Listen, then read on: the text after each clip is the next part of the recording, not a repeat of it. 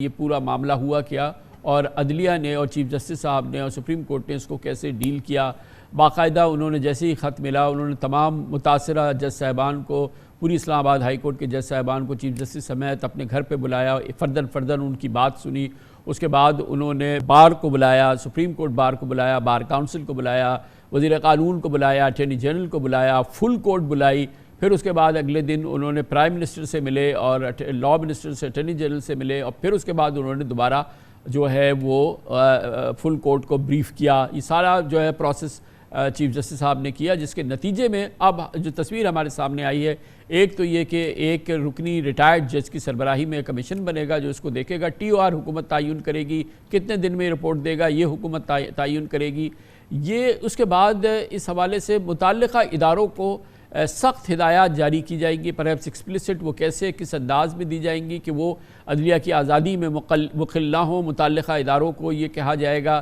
फिर कानून साजी की जाएगी जो कि फैज़ाबाद धरने का ख़ुद जस्टिस कादी फ़ाइज़ ईसा का केस है, उसके पैराग्राफ पैराग्राफ 53 के हवाले से, और इस बात को यकीनी बनाया जाएगा कि आइंदा इस किस्म की सूरत हाल ना हो और उस पर कानून साजी मुकम्मल तौर पर हो जाए। गोया कि कॉम्पोजिट ट्रीटमेंट थी इस मामले की जो चीफ जस्टिस साहब ने दी और उसका सलूशन भी एक कॉम्पोजिट किस्म का सलूशन सामने आया है। कितनी तसल्ली है आपकी? कामरान खान साहब, कमीशन का प्रपोज़ल जो है ये तो मिट्टी पाओ प्रपोज़ल है।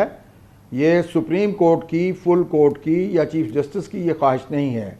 जिस तरह के ये आज की अभी लेटेस्ट फुल कोर्ट मीटिंग की जो प्रेस रिलीज़ है वो खुशकिस्मती से मेरे भी हाथ में है और उसमें ये बड़ा वाज़े तौर पे ये कहा गया है कि ये जो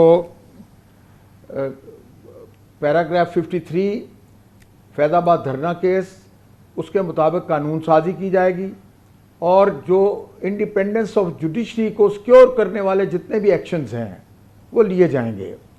तो खान साहब, ये कमीशन तो हुकूमत बेशक कायम करती रहे या ना करती रहे, अगर आपने इंडिपेंडेंस ऑफ जुडिशरी को सिक्योर करना है तो उसका सिर्फ एक इलाज है। वज़ीर आज़म अपनी सुबह की मीटिंग जो हमारे सरबराहान ISI के साथ शुरू होती है, IB और ISI के साथ, उनमें वो ये दो टोक उनको बताएं कि जिस शख्स ने जज साहबान के बेडरूम में ये कैमरे नस्ब किए हैं, फ़ोन नस्ब किए हैं, बाकी इक़दाम किए हैं, उनको ट्रेस आउट किया जाए। जब तक आप कल्प्रिट को तलाश नहीं करते, ये मामला बड़ा एक तरफा है। ये नहीं है कि जज साहबान की इंक्वायरी करनी है आपने। जिस तरह के मैंने सुना कि जी वो ये भी देखेंगे कि जज साहबान की शिकायत सही है या नहीं। ये किसी सरकारी किसी अहदेदार ने अपनी गुफ्तगू में कहा है। मैं समझता हूँ कि ये जो शिकायत है उसमें इस शिकायत को, जज साहबान की शिकायत को शुबे की नज़र से किसी ने नहीं देखा और ये बात बिल्कुल हतमी है और बड़े तसलसल के साथ इसी तरीके से सामने आ रही है।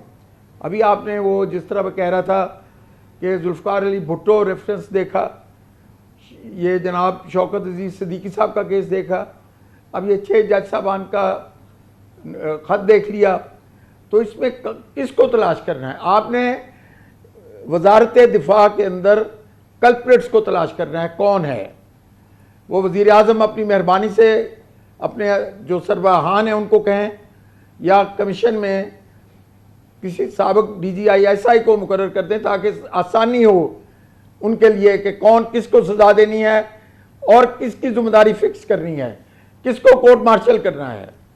ये मामला बड़ा, ये इसको पेचीदा करने की ज़रूरत नहीं है। जजेस आर नॉट ऑन ट्रायल।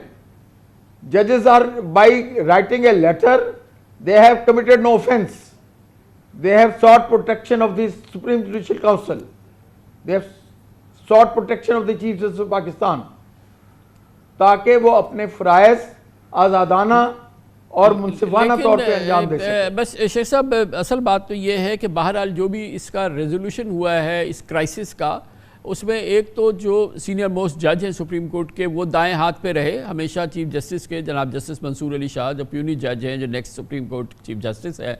उसके अलावा ये 2 बार मामला फुल कोर्ट के सामने भी आया। गोया कि इस रेजोल्यूशन की ओनरशिप जो है वो सुप्रीम कोर्ट के पास है, और वही अल्टीमेट इस सिलसिले में फोरम है जहां पर हम जा सकते थे इस मामले को लेके। तो जो भी नतीजा निकला है आपको वो यही सुप्रीम कह रहा कोर्ट ने निकाला है। सर, सुप्रीम कोर्ट के प्रेस रिलीज का आखिरी पैराग्राफ जो है वो डिसाइसिव है, और मैं उससे इत्तफाक करता हूँ। That is multi dimensional, that is not just constituting an inquiry commission, that is side by side taking action to protect independent. जी, जैसा कि इसमें कहा गया है कि prime minister has assured that he will be taking other appropriate measures to ensure an independent judiciary, including issuance of directions to the relevant departments and initiating legislation in accordance with the paragraph 53 of suo motu number 3/2017 in the Faizabad Dharna judgment। तो ये एक, जैसे कि मैंने अर्ज़ किया कि काफ़ी एक कॉम्पोजिट किस्म का इसमें जो एक्शन है वो दरकार है हुकूमत की जानिब से। बिल्कुल, और ये कंपोजिट एक्शन ही इसका हल है, कमीशन हल नहीं है। इसका कमीशन हल नहीं है, यही कंपोजिट जो डायरेक्शन है और जो तय किया गया है वही हल है इसका। बड़ी नवाजिश। मोहतरम अकरम शेख हमारे साथ मौजूद है, पाकिस्तान के नामवर सीनियर कानूनदान। कमर्शियल ब्रेक इस मौजू पर आज का बहुत ही अहम मौजू है, हमारी गुफ्तगू जारी रहेगी छोटे से वक्फे के बाद।